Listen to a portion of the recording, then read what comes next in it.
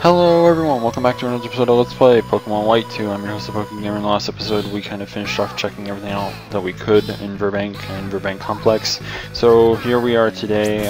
We beat the other two trainers in this gym. There are only two underlings. So all that's left to do is to battle the gym leader. So, Elaru versus Roxie. Roxie is a new gym leader, if you already couldn't tell. And as I've already spoiled it, she is a poison type user. So if possible, either evolve your Riolu before you get to this battle, or feel free to go ahead and catch up Magnemite. The immunity to poison is pretty strong with this gym. Being able to just have that immunity and be able to hit decent damage on anything that she basically uses is kind of a good thing. Her team consists of a Coughing and a Whirlipede. So obviously a pre-evolution of Scolipede. Nothing too threatening, of course. The basic strategy behind Roxie's gym, normally anyways, is setting up poison and then doing massive damage with the move Venoshock. Venoshock is a move that if the opposing Pokemon is poisoned, its power is doubled. So I think it's a 60 base power move, maybe higher, I'm not entirely sure. I could be wrong. Yeah, so I mean that's kind of her basic strategy here, is to poison you and then just keep firing off Venoshock, but of course we haven't gotten poisoned yet, so it's fine. So with that, this battle should be, you know, fairly simple to kind of go by. So after we're going to be doing this, we're going to end up going over to Pokewood Studios because we'll be finally able to get in there. And that'll basically be what we do for the rest of the day. So I mean, something to kind of look forward to. So we have a couple things to talk about, at least news related. And there's the Venoshock. Okay, so she kind of keeps just using it. I'm not sure why. She just kept using it for some reason. That turn 1 predict though was pretty good. Whenever it came to just do what, the focus energy was really good. But yeah, anyways, news related stuff.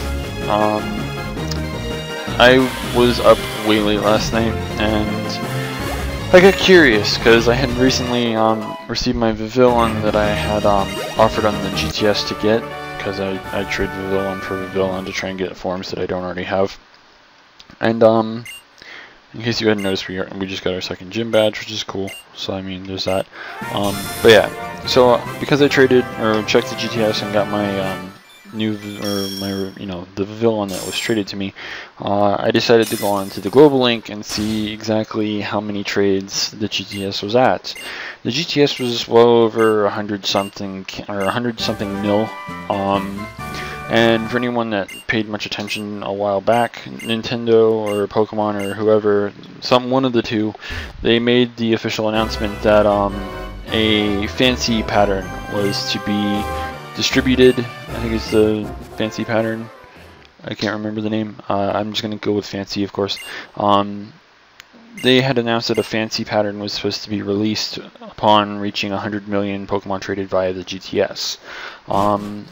The event had not been live at the time of me finding out that there was over 100 mil, but apparently it is now currently live. This event will also run live until July 31st, 2014. So I do recommend that you go ahead and, you know, get it while you can, because you're on a small leash here, I guess is a good way to put it. And I mean, it's still good. Now, this Vivillon has something very unique to it that I don't think any other Pokemon has. This Vivillon comes with the moves Gust, Light Screen, Struggle Bug, and apparently the new move, I don't think anything else has this, so I'm going to call it a new move. The new move, Hold Hands. Hold Hands is apparently a move that makes both Pokemon really happy or something like that. There's no information kind of determining whether or not this thing has some kind of in-battle effect that similar to that of Helping Hand, something like that.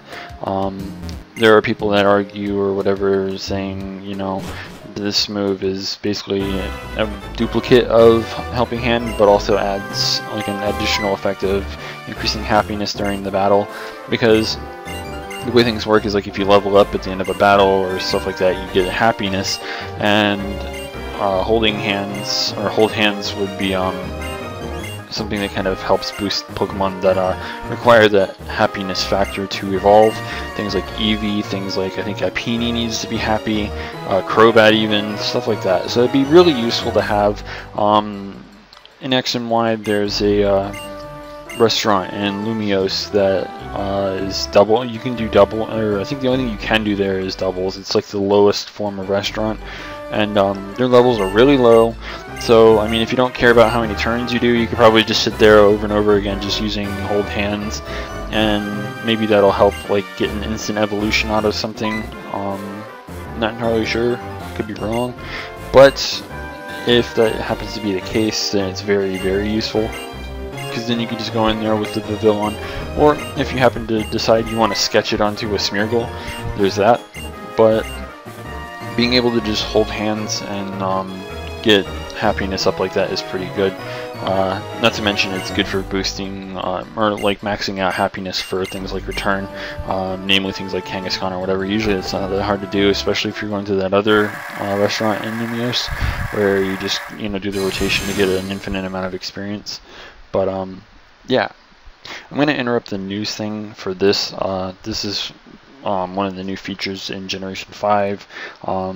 Pokewood Studios, and this is something that we're going to have to do. You have to do this at least once before you can progress through the game, because they won't let you leave, and you'll see what I mean momentarily. Basically, this is one of those little tutorial type of things where they show you how it's played out, etc. And of course, if you haven't already noticed, Bryson is back. But instead of being a gym leader this time, he's a movie star.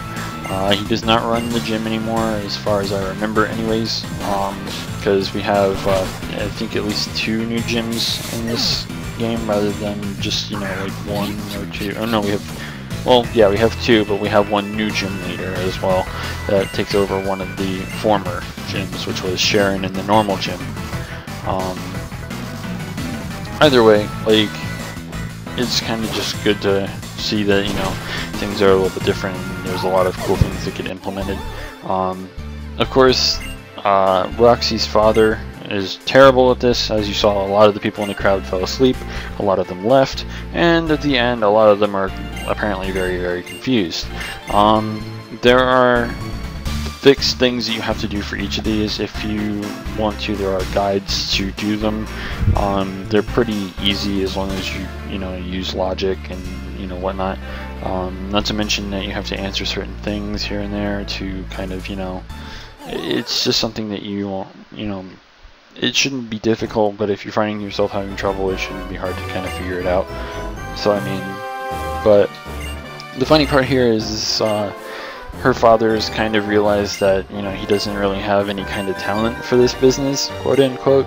So he's kind of just like, nah, I'm just gonna go back to my ship and mind my own business like I should have in the first place, because acting was terrible. But so as you'll see, we'll be taken outside, and he's gonna take us over to another studio area, which is where we have to record our own little movie, which, spoiler alert, is basically the same fucking thing that Roxie's father just did. So we're kind of forced to do that, because he's gonna take you in here, and if you ever, like, from what I remember when I played through the Japanese version, I wasn't sure what I was supposed to do here. But what I did is I had tried to leave, I think, and it wouldn't let me, because this guy is like, well, go over there, talk to him, and do whatever, because I guess they wanted to see if you would actually be good or not. And I guess they kind of forced you to try it. It's kind of similar in the aspect to X and Y, where they kind of force you to use Pokemon to me, because if you wanted Sylveon, you kind of had to use it. So, yeah. And we're not going to be able to talk to everyone in Pokewood Studios today, because we have to do our own movie thing, and then we are going to watch it, of course. So we're going to talk to all the people, at least in this building, before we, go to the recording thing, and then we go and watch our own movie. So, yeah. So while we're doing our own thing here, real quick, Europeans, for the moment, I kind of hate you, but I don't hate you. Apparently, for Virtual Console, the Pokemon trading card game for the Game Boy is now available. Well, not now available, it will be available on the Nintendo eShop later this week on Thursday. It will be for €4.49, I think that's the symbol, and I don't know symbols off the top of my head, or $4.99 USD, I think, something like that. Whatever, you kind of understand what I'm getting in here. It's $4.99 basically. There has been no North American or Japanese dates given for this, so I mean, it would be kind of a shame if we don't get them, but at the same time, here's hoping. But I mean, Europe's kind of getting something really cool, so don't mind me being jealous of it. So that's kind of all the relevant news out of the way. So as you can see here, usually when you go in here to record one of your movies, you want to check the script, check the co-stars, because the co-stars will tell you all the moves that your opponent has, and you can look at your own moves and, you know, judge how many, or not how many, but like what you're supposed to do. Up in the top left there, you see a flashing square. Basically, those are the scenes that you have to record in your thing here. Whenever one, like when the flashing moves to the other one, that means that you're on to the next scene. So scene 2, and then, you know, see, now it's changed over. You finished the first scene, so now you're on this one. The appropriate thing that you want to do here is you want to use Force Palm the first time around, and then you want to use Ice Punch. If you do not use Ice Punch, then I believe the Volibee will use Air Slash and defeat you, which you do not want, because then you fail basically, and you do basically the same thing that you know, middle-aged Riolu man or whatever did, and you don't want to do that. So something that you have to do after you record, you can save and have it transferred over into the theater itself so you can watch it, or I'm not sure if you didn't say, oh, I don't want to save. If you don't save, I don't know what happens, but you may not be able to see it. So I mean, I don't know, like if you actually care about watching your own movies, then by all means, but otherwise it's not something you really need to do in this game, really. But I mean, for, you know, interest's sake, we did do it, so I mean, why not? So what we're going to do now, because we don't really have much time left anyways, before we ever get around to talking to all the other people here, we are going to watch our little movie that we just did. So that'll be kind of a thing. So when you get here, you can be like, okay, well, I want to watch scene whatever, and yeah, I believe it's like scene 11 or something like that, that you get to, that you get your little, or you get the ability to have those sparkling Pokewood stars like hover over your Pokemon when you send them into battle. Like I said, I'll probably try and do this at some point off screen, because you can't use your own Pokemon until a certain extent. Like you noticed how I used the rental Pokemon. You kind of have to use rental Pokemon up until a certain point, and I think that is scene 11. And once you start being able to use your own Pokemon, that's when you start seeing the Pokewood star pop up over your Pokemon. So, I mean, something to kind of work towards if you really want something cool. I mentioned this in the last episode, but I'll say it again.